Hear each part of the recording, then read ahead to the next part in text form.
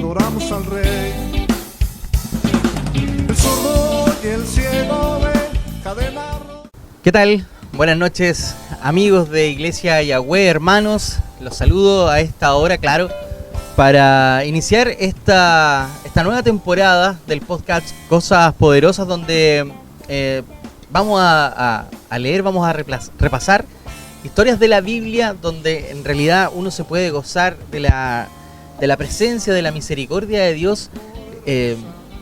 Historias que son realmente edificantes, realmente entretenidas. Y esto nace también por una inquietud en la cual uno a veces mira muchas redes sociales donde las personas colocan libros, textos de libros, y uno también hace el ejercicio. En la Biblia está exactamente lo mismo, pero retratado hace más de 4.000 años atrás. Y lo que uno vive, lo que uno disfruta, lo que uno sufre también ha estado retratado hace más de 4.000 años atrás. Y queremos acompañarlo en esta serie, donde vamos a repasar las historias más entretenidas, más edificantes de las Sagradas Escrituras. ¿Cómo le va, hermana Noelia? ¿Todo bien? Muy bien, hermano Julio. ¿Cómo está usted? Bien, gracias. Mati, ¿cómo va? ¿Todo bien? Bien, sí, todo bien, hermano Julio. Vamos a partir entonces con Génesis 4, donde aparece la historia de Caín y Abel. Todo esto en el contexto donde ya la creación fue dada, Adán y Eva fueron ya expulsados del paraíso. Ustedes también, la idea es que vayan sintiendo esa inquietud de ir revisando capítulos, la cuales nosotros nos vamos a ir revisando, porque queremos enfocarnos de lleno en lo que tiene que ver con las historias que están en la Biblia. Dice Génesis 4, versículo 1. Vamos a trabajar con las dos versiones, con la nueva versión internacional y con la Reina Valera 1960, ya para que vayamos contrastando y entendiendo de mejor forma los textos. Dice la nueva versión internacional: el hombre tuvo relaciones sexuales con Eva, su mujer, y ella quedó embarazada y dio a luz a Caín, y dijo: con la ayuda del Señor he tenido un varón. Después dio a luz a Abel, hermano de Caín. Abel se dedicó a pastorear ovejas, mientras que Caín se dedicaba a trabajar la tierra. Tiempo después, Caín presentó al Señor una ofrenda del fruto de la tierra.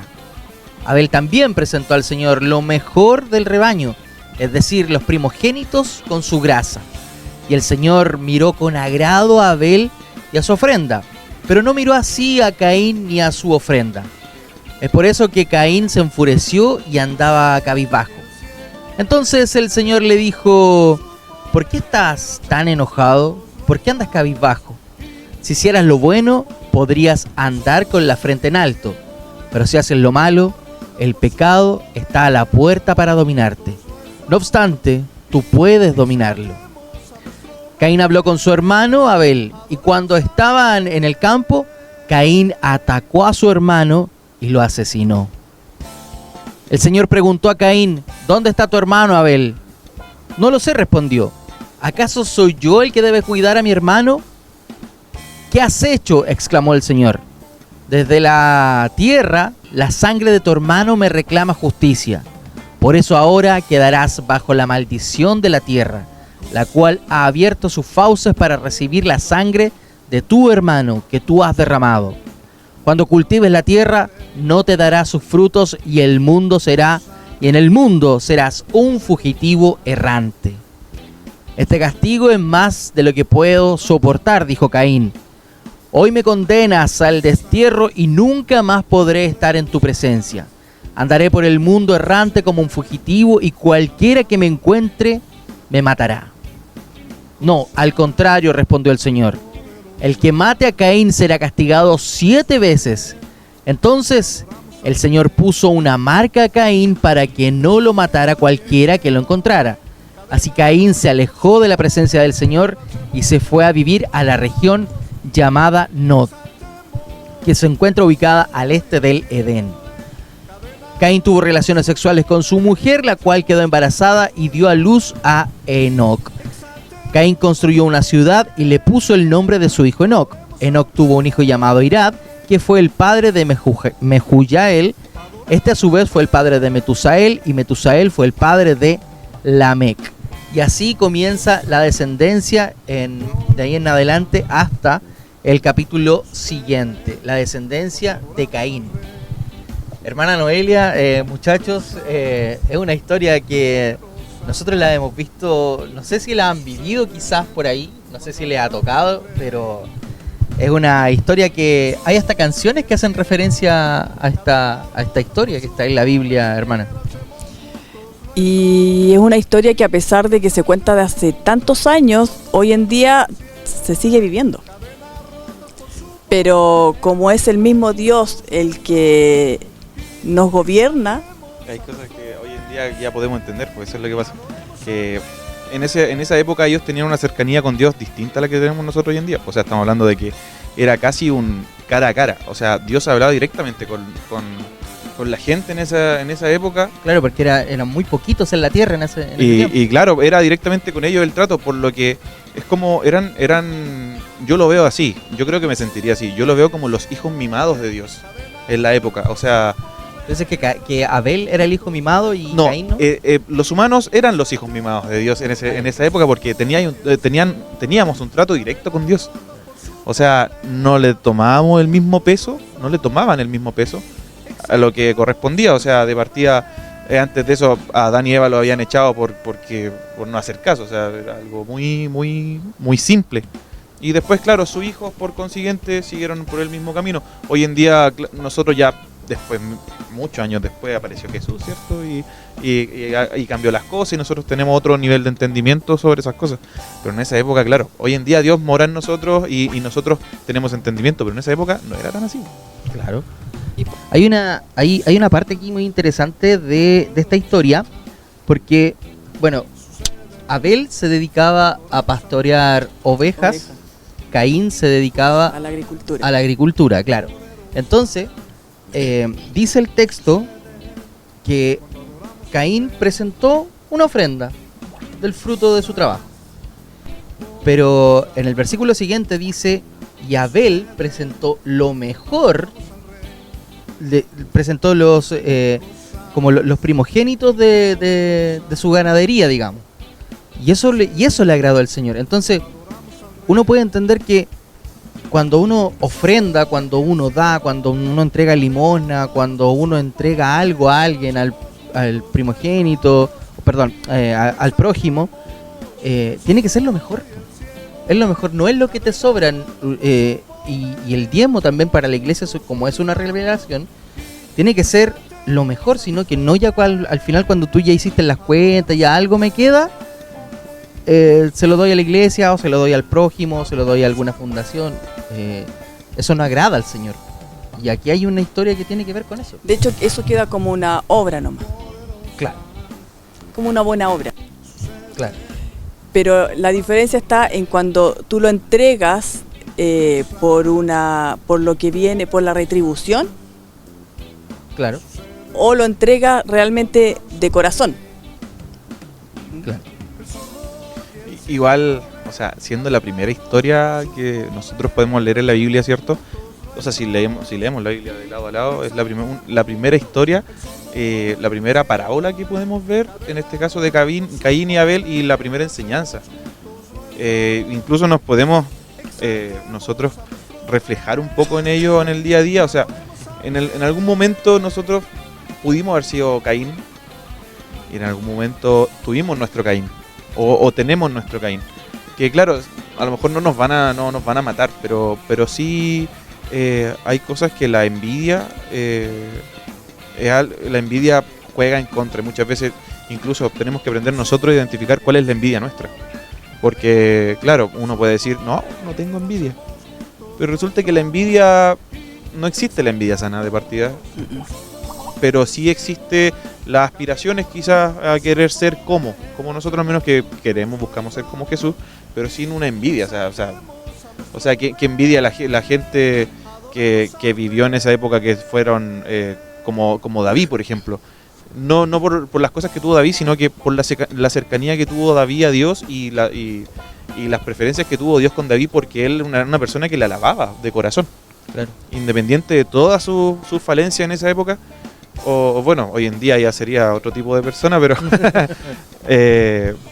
eso, la envidia sana no existe. Nosotros tenemos que fijarnos solamente en Dios y lo que se nos puede añadir a nuestra obra.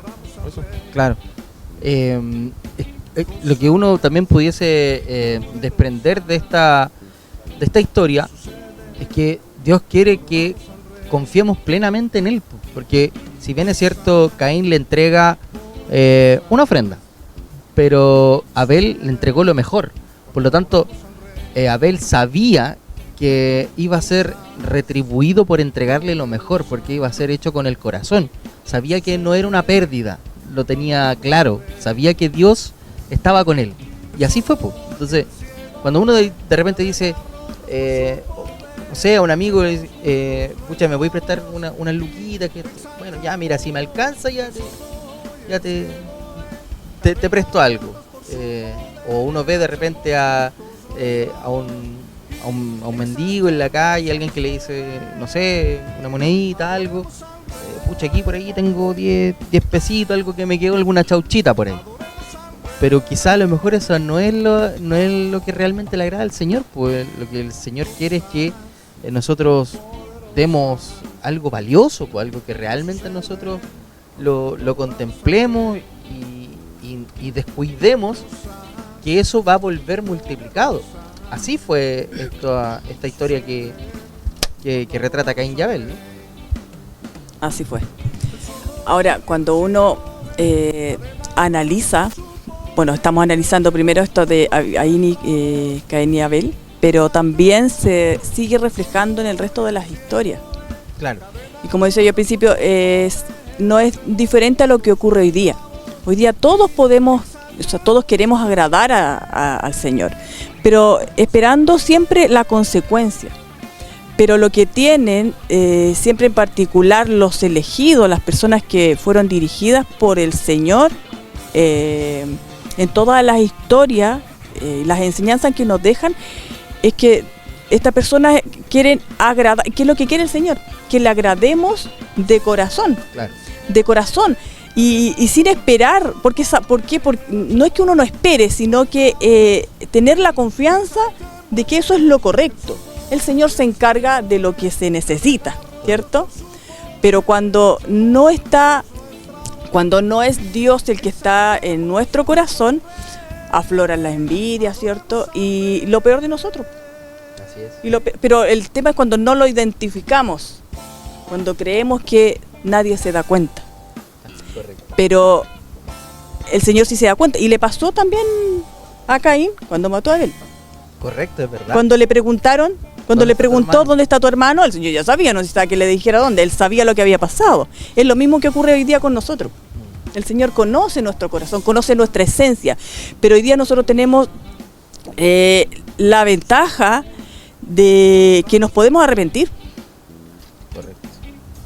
Que hoy día vivimos por gracia y podemos arrepentir y podemos identificar, porque uno se identifica las cosas que no son correctas.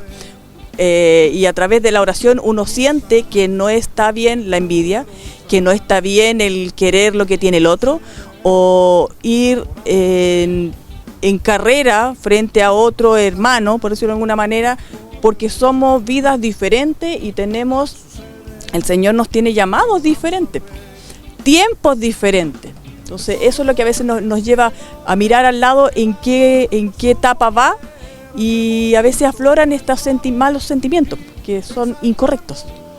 Así es. Bueno, ya estamos llegando al final de este primer capítulo, que tiene que ver con recorrer las historias de la Biblia. Vamos a hacer esta temporada muy amplia, porque vamos a tratar de hacer la mayor cantidad de historias. En la Biblia hay una cantidad de historias pero hermosas. Vamos a recorrer la historia del Éxodo cuando atraviesan el desierto. Vamos a recorrer el porqué de los sacrificios judíos. Vamos a atravesar Números. ¿Por qué se llama Números el libro de Números? Y es porque precisamente ahí es donde se gesta un censo. Es el primer censo de la historia de la humanidad ahí. Vamos a atravesar por Deuteronomio la historia de Josué, cuando derriba los muros, cuando Dios le da una promesa a Josué, pero alguien un vecino no cumple un un mandamiento, bueno, y termina siendo apedreado, él y su familia. Hay muchas cosas que vamos a ir recorriendo, la misma historia las historias que están en Jueces, la historia de Ruth, qué hermosa historia la de Ruth, la historia de Samuel, de Ana, Penina, la mujer que era infértil, digo, y finalmente termina cargando un hijo que se lo entrega al Señor. Ese termina ungiendo al primer rey del mundo, de la historia del mundo, termina ungiéndolo a él. Vamos a recorrer la historia de David, la historia de Daniel, la historia de Jeremías. Vamos a recorrer también lo que pasó en Hechos, cuando se convirtieron 5.000 personas por el Espíritu Santo que habitaba en la persona de Pedro. Todas esas historias hermosas las vamos a ir recorriendo en este camino. Así es que, muchachos, los quiero dejar invitados para el siguiente capítulo. Muchas gracias, hermano Julio. Gracias, hermano Julio. Y recordar que esas historias no están ahí porque sí, sino son para seguir fortaleciendo nuestra fe. Mientras más las leemos, el Señor más nos habla y nos toca a nuestro corazón. Más cerca lo tenemos y podemos sentirlo y saber que Dios fue, es y será siempre Dios. Uno puede aprender mediante estas historias el carácter de Dios. Uno puede conocer quién es Dios, cómo obra, cómo actúa, cómo piensa y cómo siente. Ahí nosotros podemos igual ver el plan de Dios que ha tenido, con nosotros a lo largo de toda la Biblia. Claro. O sea, claro, es el mismo Dios, pero en diferentes etapas de la humanidad, en donde desde Jesús podríamos verlo así como desde Jesús hacia adelante podría ser una mayoría de edad, desde Jesús hacia atrás una minoría de edad. Correcto. ¿Por qué desde Jesús hacia atrás? Dios trataba de forma más directa, o sea, y así fue, de hecho fue disminuyendo con el tiempo hasta llegar a Jesús, ¿cierto? Cuando Dios ya cayó, y hasta llegar a Jesús era su manera directa de tratar con nosotros, con Jesús. Después de Jesús, hoy en día nosotros, claro, la gente que no conoce a Dios está en un libre albedrío, al cual, cierto, nosotros renunciamos una vez que aceptamos a Dios en nuestro corazón. Y eso ya podría equipararse a la mayoría de edad para la gente. Claro. Alcanzar una etapa de madurez. Sí. Correcto. Así es. Bueno, los quiero dejar invitados para el próximo capítulo, próximo día jueves. Y también dejarlos invitados para este día domingo, nuestra reunión general a las 11 de la mañana, San Martín 390, a las 11 de la mañana, el día 27 de abril, nuestra primera reunión de jóvenes con noche de adoración. Así es que va a estar increíble. A ver si Josué nos puede dar la dirección. ¿La tienes por ahí de la sede donde nos vamos a juntar para la noche de adoración? Bueno, no hay problema. Ustedes nos siguen en nuestras redes sociales y ahí va a estar el afiche. Preguntan ahí por claro, internet. ahí va a estar la info. Como referencia, El Dorado con Bomberos Villalobos. Ese Vamos a es, tocar en el Dorado. esa es en El Dorado. Calles de Oro, Mar de Cristal. Ah, muy bien. Qué bíblico, Matías. Muy bien. Calle El Dorado, 02191. Ya, ahí está entonces. Noche de adoración 27 de abril. Noche de adoración 27 de abril. Y este domingo a las 11 de la mañana en San Martín 390. Nos vemos.